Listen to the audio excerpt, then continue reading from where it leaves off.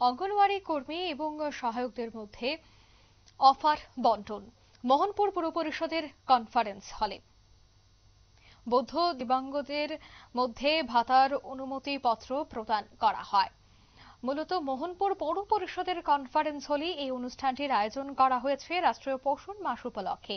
এক অনুষ্ঠানের আয়োজনে মোহনপুর পূর্ব পরিষদের কনফারেন্স হলে এই অনুষ্ঠানে উপস্থিত ছিলেন মন্ত্রী রতনলাল নাথ। এই অনুষ্ঠানের মাধ্যমে 14 জন অঙ্গনওয়াড়ি কর্মী এবং সহায়কদের অফার বন্টন করা হয়। পাশাপাশি 15 জন বৌদ্ধিক দিব্যাঙ্গদের 5,000 টাকা করে ভাতার স্যাংশন মেমো প্রদান করা হয়। এই অনুষ্ঠানে উপস্থিত ছিলেন অন্যান্যদের মধ্যে মোহনপুর পঞ্চায়েত সমিতির চেয়ারম্যান রাকেশ দেব, পুর পরিষদের chairperson Anita Debnath, vice chairman Shankar Deb সহ অন্যান্যরা।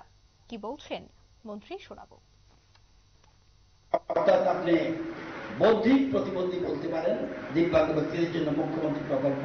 এটা কি?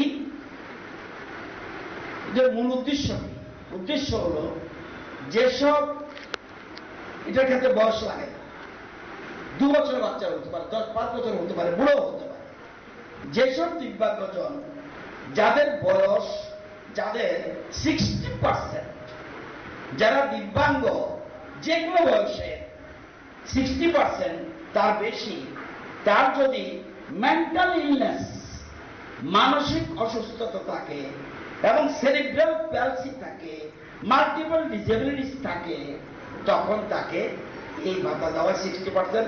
তাহলে তার ক্ষেত্রে কিন্তু ইউডিআইডি অর্থাৎ ইউনিক ডিসেবিলিটি আইডেন্টিটি কার্ড থাকতে হবে।